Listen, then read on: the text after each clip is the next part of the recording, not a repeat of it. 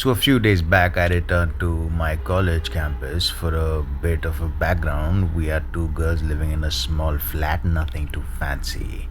Last night, we thought it would be a nice idea to have some guests around for usual gossip and tomfoolery. So, it was around midnight, and we were just joking around. And while I was preparing some mac and cheese for the girls, I was bringing the tray to the table when I started to feel my head getting lighter. And I still remember the tray falling off my hands, though I don't remember me hitting the floor. Either way, the next day I woke up on my roommate's bed with her sleeping on mine. First thing in the morning I did was apologize because I've had a history with weak immune system and illnesses. However, she was puzzled. She and all of my friends deny me falling to the floor or being unconscious. In fact, according to them, we chatted till 2 and I fell asleep on my roommate's bed while talking. Am I going insane? This is not the first time something like this happened. I mentioned that in my previous post. However, it's the first time something like this had happened when I'm not alone, and it's even scarier. A few months ago, I left my friend's house at about 3 or 4 in the morning. I was 17 and drove a very recognizable blue car with stickers on the back. As I was on the road leading to my neighborhood, I realized that this car behind me had been there for a very long time. It was a bigger white car and the bright lights were on, so I couldn't see who was inside. I got extremely suspicious and I decided to drive past my neighborhood into a different one. I turned left into the neighborhood and then made a right turn. They were still behind me. I made another right turn and another until I was out of the neighborhood. I made an extremely sharp right turn back into that neighborhood, and this white car made the exact moves that I did. I was so scared and afraid to look away from the road for even 1 second, so I didn't grab my phone to call the police. I've been to this neighborhood a couple of times and I knew that it had some dead ends for resident driveways. I was terrified I would end up in one.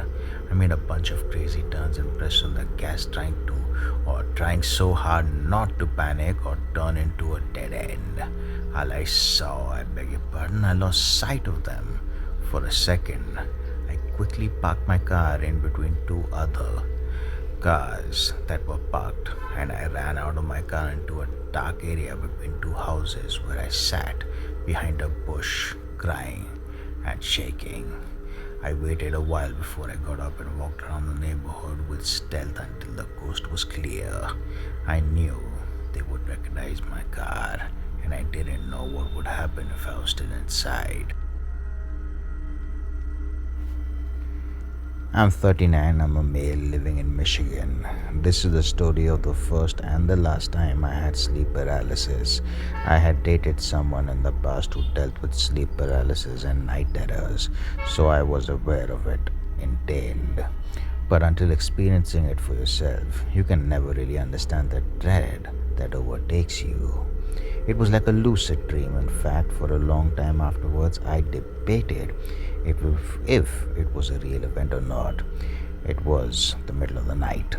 I had been asleep but now was laying kind of propped up in the bed on an angle with pillows behind my back. I'm a grown man but still sleep with a nightlight. I had an Himalayan salt rock lamp on my nightstand, putting off a warm orange glow. As my senses came about, I realized that even though I was sitting up a bit, I had zero motor function of my body. I was paralyzed from the head to the toe. This alone was a terrifying notion. As someone who has been blessed with relatively good health through the years, not being able to move was shocking to say the least. Upon realization, I began to take stock of my surroundings. As I scanned the room, I saw him. My bedroom is part of an addition to my room, therefore it is a rather oblong shape. My bed was pushed into the corner of one side of the room. On the other side, out of the reach from the glowing nightlight, stood a shadow man. I would describe him the same as many others have described shadow people. He was nothing more than a silhouette, but was more black than all of the darkness surrounding him. He stood tall with no features at all, but somehow I could feel his non existing eyes fixated on me. He never moved, just stood there staring at me vacantly. Instant terror washed over me. I could see in his malice and hostility. It felt like he wanted to hurt me. My body went into fight or flight mode and my adrenaline surged, but there was no moving. I remember trying to will my arms to function, but it was as if there were 10,000 pounds on me and I could not budge. My consciousness was my only tool. I wanted to scream at the entity. I kept trying to yell, "This is a house of God. You are not welcome here." But it was as if my voice was caught in my throat. Trying to urge the words out of my mouth was met with defeat over and over again. Then, as suddenly as it began, as suddenly as it had begun, it was over. Like a spell had been lifted. I gasped a huge breath. My body seemed to tense and hug the bed's mattress. I could move again. I sat up all the way and my head darted around, frantically looking for the shadow figure. It was gone, but it hadn't disappeared. It didn't dissolve into thin air. It merely was there 1 second and not there the next.